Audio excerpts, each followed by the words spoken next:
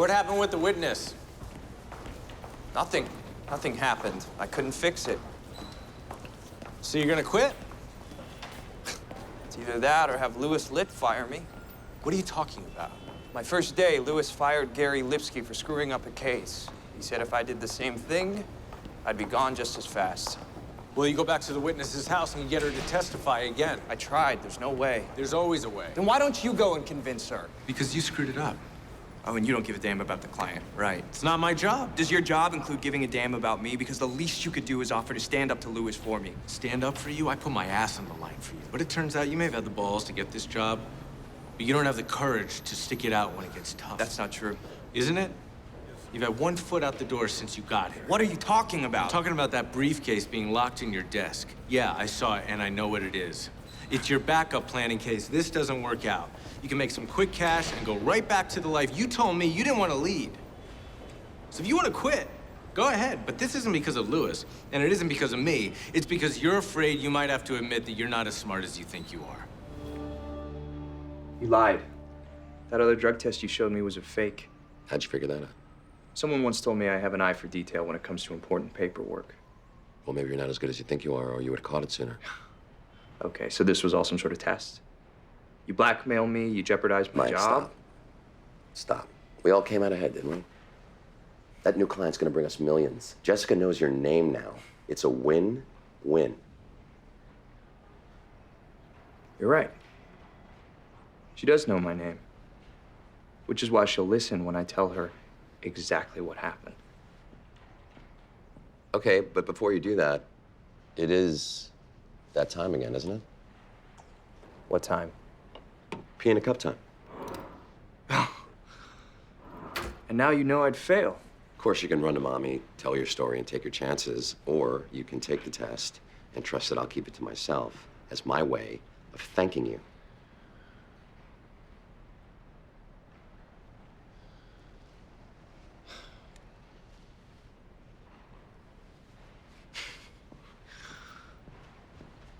You know, I actually did some reading of the Pearson-Hardman drug policy as well. Turns out that you have to wait 3 months before you can request another drug test. It's a little detail you might have missed, so drink up. Oh, and I spoke to Tom Keller. He says that he feels he'd be best served with the combination of me and Harvey. Well, you brought a sack lunch. We would have shared. Amusing. As was this, your little lawsuit. Take your sack of presents and run, kid. You're in way over your head. Oh, I think he'll be just fine. Hello, Vivian. Hello. So the rookie called in the veteran. No, I'm just here to watch. I love spectator sports. You enjoy watching the Yankees destroy a Little League team? David and Goliath happens to be one of my favorite stories. Okay. I'll bite. What's in the bag?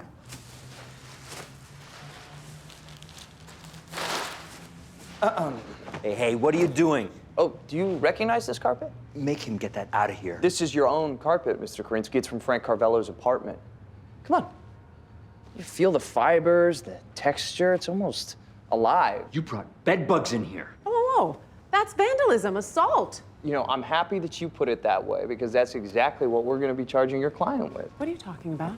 He didn't just fail to eradicate a bedbug infestation. He actually created one. Yeah, he pulled the carpet from one of his old buildings, carpet that was already infested, and then he reinstalled it in my client's apartment to drive him out. That's crazy. You might want to warn your client about perjury. We've got sworn testimony from the installer. And a picture of the same carpet from one of his old buildings before it was renovated. By the way, my wife and I really love what you've done with the place. So it looks like we're talking about what? Assault?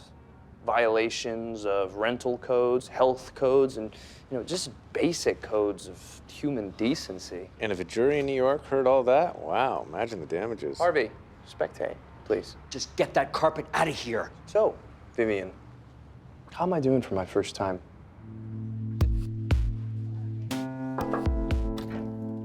Yes? Just thought you'd like to know your case, the pro bono.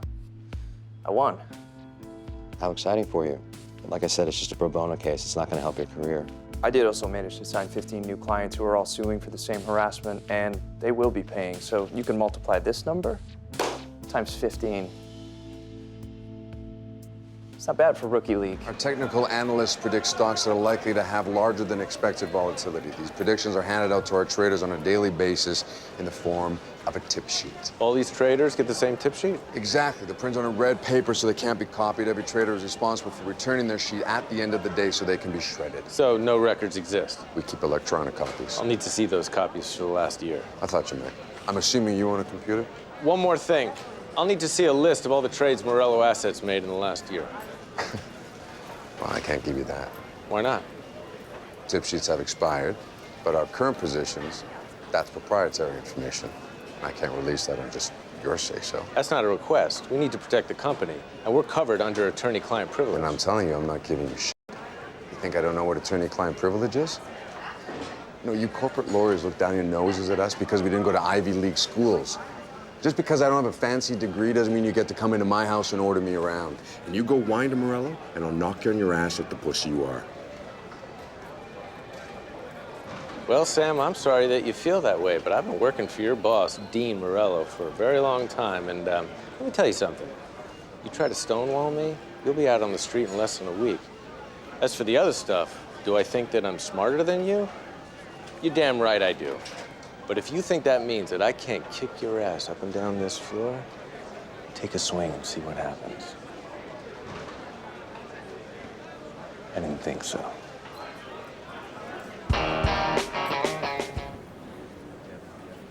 You were right. He called every one of them. You see the guy? No. Start looking. Hey, wait a minute. Miss Williams, do you remember me? I'm Mike Ross from the office. I remember you. Do you mind if I ask you what you're doing here today? We were invited to come and hear a settlement offer. Really? Excuse me. He came here himself. Big mistake. Sorry to ruin your little brunch, but I think you know damn well that you can't legally address my clients. Hey, I just came for the juice. Pulp free. I know I can't talk to your clients directly, but thank God you're here, Harv. Because what I can do is I can talk to you. Harvey, Emerson Petroleum is offering $25,000 to each and every one of your clients. They don't take that. This trial stretches out for years. Cross-examinations will be brutal. They take our settlement, and this whole thing will be gone tomorrow. Now, if any of your clients want to get in touch with me, here's my number.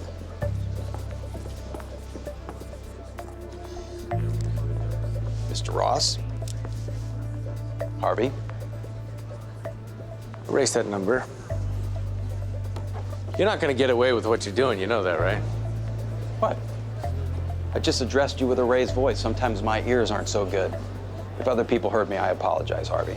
I'm just glad you were smart enough to figure out I booked the Waldorf. I think I need to take this. I'm guessing it's one of your clients wanting to take my settlement offer. Hello. Tanner, I'm coming after you. Oh, I got your number. Sorry to keep you waiting. That's okay. I got your email with a list of other law firms. I respect your effort to make amends by referring new clients. Oh, that wasn't a list for client referrals. Those are firms you should consider for representation. We're no longer your attorneys, Tori. What? We have no choice, really. It would be impossible to represent you when we plan on suing you for every penny you've got. Is this a joke? Aberdeen Solutions. Created in June of 2006, sold to Dryback 2010, dissolved 2 days ago. Before that, it was Bolton Finances, and before that, it was Norton Services, Littleton, LLC. Where did you get those? We know what you did, Tori. You couldn't have subpoenaed these files. And yet we have them. Take a look. They're all there. And now we have proof. Proof of what? Those are all legitimate corporations used for Stealing money and lining your own pockets. But don't take my word for it. Guys?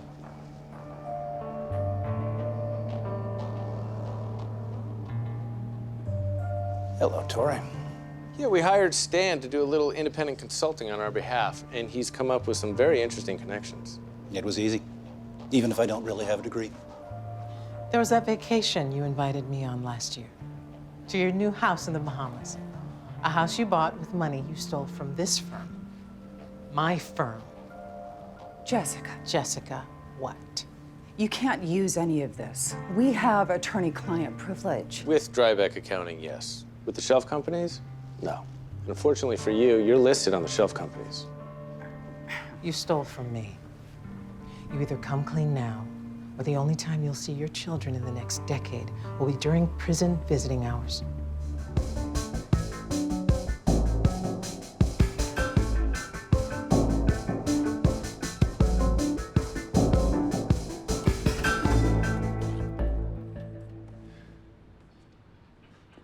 Thought Harvey said he wanted to see me. He said, get your ass in here. Am I fired? You should be. That implies I'm not. Not necessarily. However, if I'm going to accept this situation, then I want to know everything there is to know. Okay. Where do I start? Why don't you tell me how the hell you got Harvey to hire you in the first place? Fire up that laptop and I'll show you. Ask me anything there is to know about the law. That's how you did it. You beat him? Well, I'm not Harvey.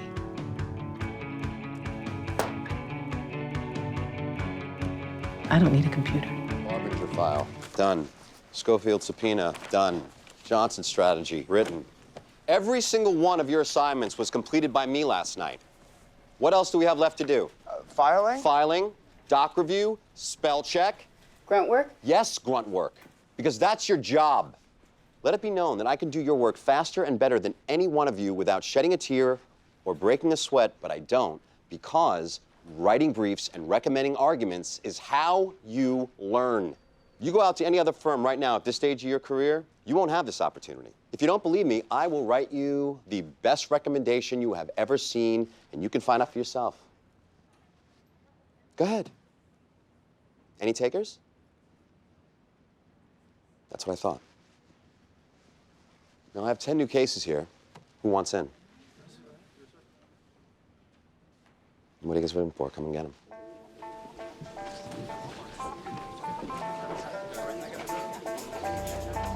By the way, where'd you find that yard drive anyway? Pulled it out of the back of a photocopier.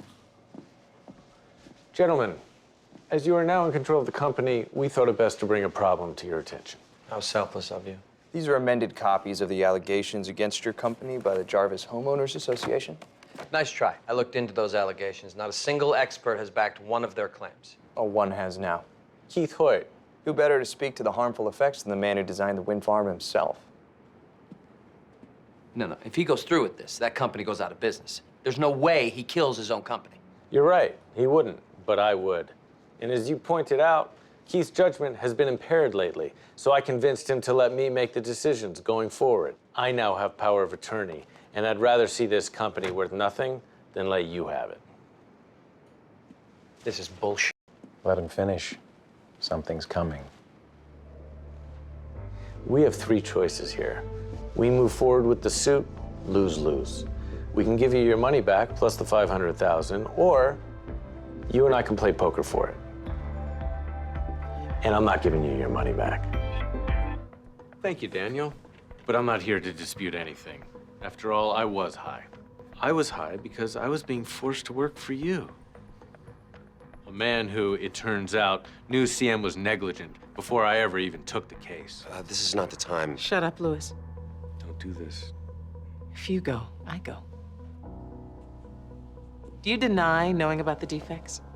Unequivocally. And you deny writing this memo? Sending it to Tanner, knowing that he would come after this entire firm? That's why he settled. Because you told him it wouldn't hold up. Well, it's wild conjecture. And it's bullshit. Why'd he settle? He settled because I did what I do. That is not an answer. Yes, it is. This ends here. The two of you have now slandered me, which violates the morality clause of the partners' agreement. It's not slander if it's the truth. Unfortunately, you don't have a shred of evidence because the evidence doesn't exist. Well, actually, it does. This is a partners-only meeting. So have Tanner sue me. But in the meantime, I think the rest of the partners are going to want to see this. It's a signed affidavit from Lawrence Kemp stating that he told Daniel Hardman about the defects in the CM hood 6 years ago. May 7th was the date of that meeting, per your calendar, to be exact. You just denied knowing anything about that, unequivocally. I guess you were just lying to cover up the fact that you were behind this entire suit in the first place. Is that the basis of this? A coerced lie from a man trying to say, my lawyer made me do it. No way that holds up in court. Doesn't have to.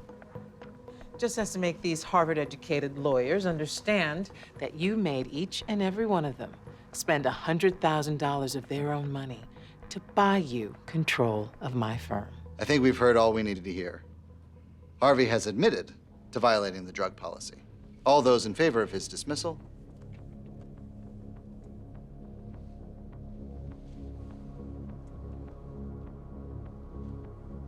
Looks like you lost. I'm glad you brought up the bylaws. Fraudulently suing your own firm is grounds for firing. You have no proof of that? All those in favor of Daniel Hardman's dismissal.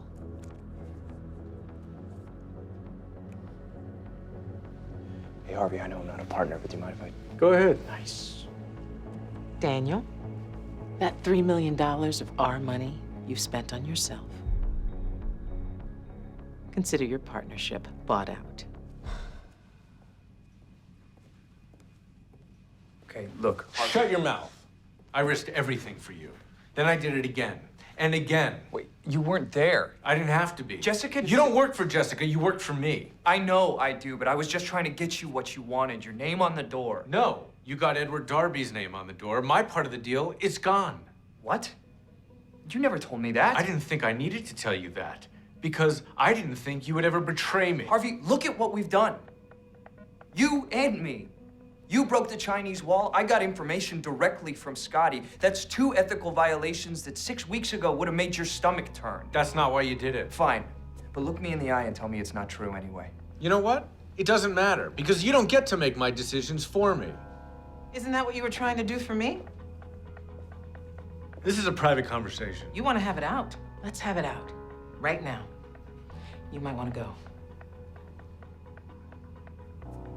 I'm sorry. You're back in the associates pool. Harvey, come on. Turns out you're not the best lawyer I've ever seen. In fact, you're fired. No, he's not. Oh, you gonna overrule me on that too? You can go.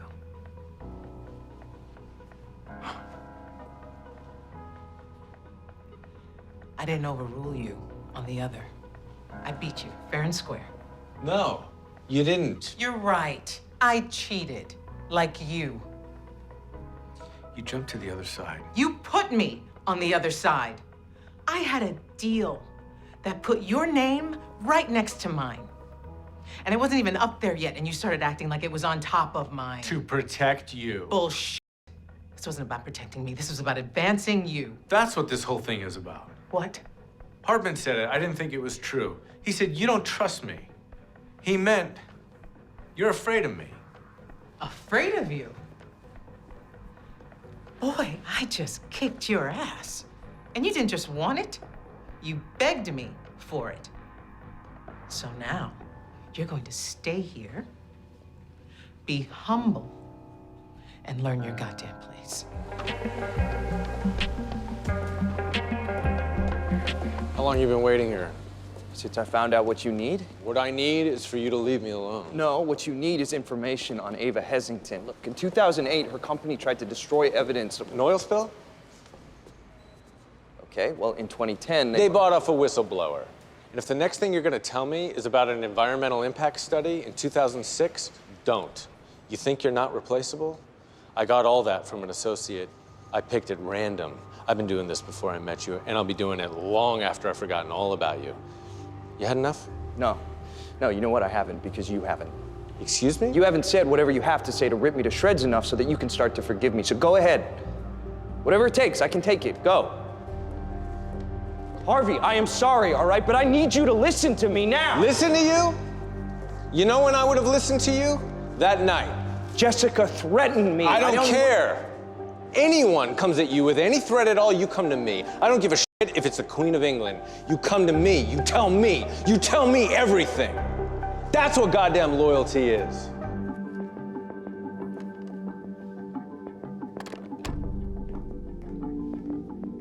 Louis.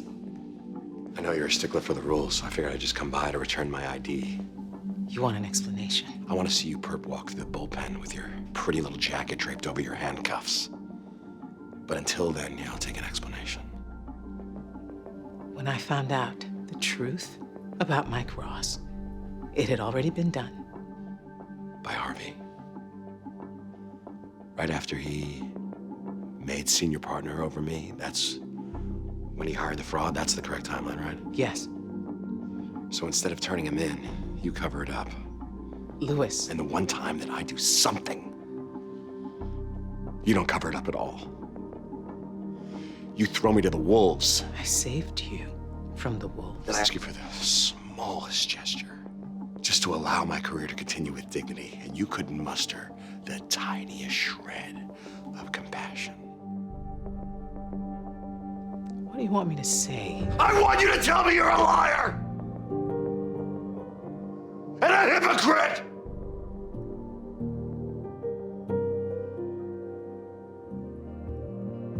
I want you to say you're sorry.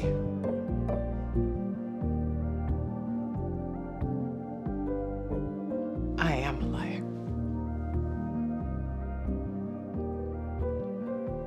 And I am a hypocrite.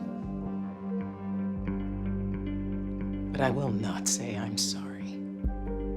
Because I did what I did to protect this firm. Well, looks like the captain's about to go down with her ship. Bullshit. You want something? Oh, I told you. I want to see you In handcuffs? If that were true, the police would be here instead of you. No. You wanted to see me squirm before asking me for what you really want. I'm not gonna give you the satisfaction. So you might as well spit it out. You asked me what I wanted once before, and I told you, and then you told me that I couldn't have it. But now I can. Pearson.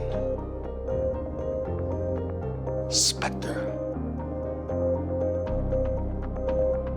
Lit. What are you doing here, Louis? I noticed you didn't come to the vote this morning. No, I didn't. I was busy closing a deal for my client.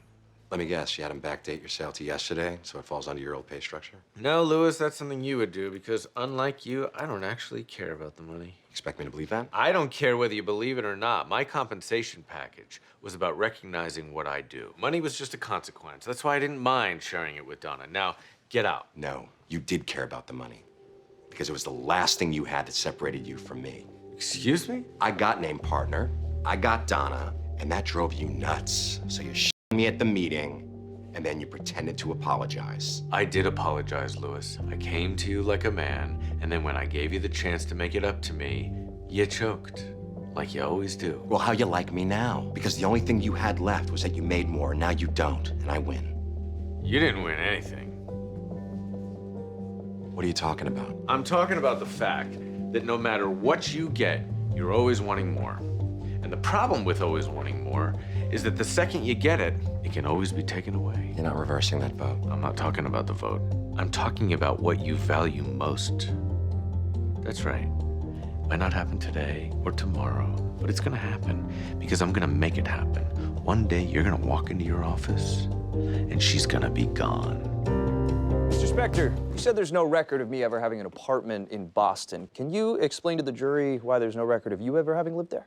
I'm not the one on trial here. No, you're not. You're the one in that chair, so why don't you answer the question or we can stop this whole thing right now. There's no record of me living there because I sublet up there when I had my place down here. So it is possible that a person not have a Boston address without it meaning that they didn't attend Harvard. Great. Thank you so much. This witness is excused.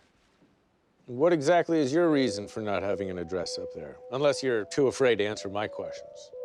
No, I'm not afraid of you at all. My reason is that I chose to live with my friend Trevor during that time. The only problem with that is your friend Trevor has lived in Brooklyn his entire life. Exactly a 3-hour and 20-minute drive from Harvard. So you say you made that drive every day? No, I only went up for tests because that's all I had to do. I guess you needed some extra tutoring, huh? You expect these people to believe that you graduated from the most competitive law school in the world without ever going to class? See, that's funny because you actually expect these people to believe that I never went to law school at all and yet still somehow managed to convince the smartest lawyers in the world to make me their youngest partner ever. Whose story is looking more far-fetched now? Oh, no answer? Great. No more questions, Your Honor. I don't know if you've noticed this or not, but he's kicking your ass. And I'm about to kick back. Are you two discussing something that defense should be made aware of? Just talking about the Knicks.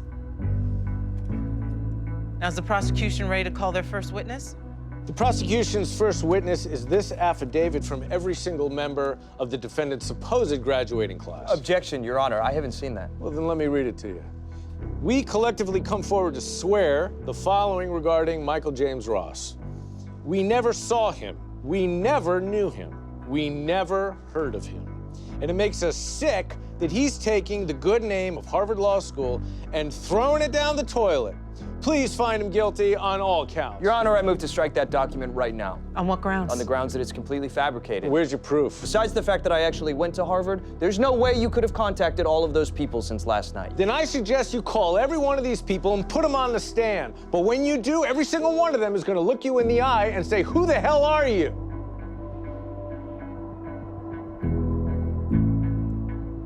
What? No snappy comeback? You can try to trick these people all you want, but the fact is, you didn't go to Harvard, and this proves it. Objection, he's testifying. What I'm doing is winning. All right, that's enough. I think this is a good time to take a break. You here to bring me bread and water? If it was up to me, I'd let you starve. Let me guess. You're here to tell me how much time they're tacking onto my sentence. Well, it doesn't matter how much. Because I'm gonna get to him. And I'm gonna get to you. Sorry, Frank, but you're not getting anything tacked onto your sentence. Your parting gift is going back to the maximum security hellhole you came from. No way. You don't have the power to make that happen. You're right. I don't. But my friend at the SEC sure does. Why are you so upset, Frank? Does it have anything to do with the fact that every inmate in there knows that you're an informant and you'd be lucky to make it through your first night? You think I'm afraid? I think you're in your pants right now, which is why I think you'll be interested in what's behind door number 2. You stay here at Danbury. You do 5 more years. And if Mike so much as gets a pebble in his shoe, you go back to door number 1. Now I'll take that hatred in your face as a yes. Because it's the same look you had the last time I put you away.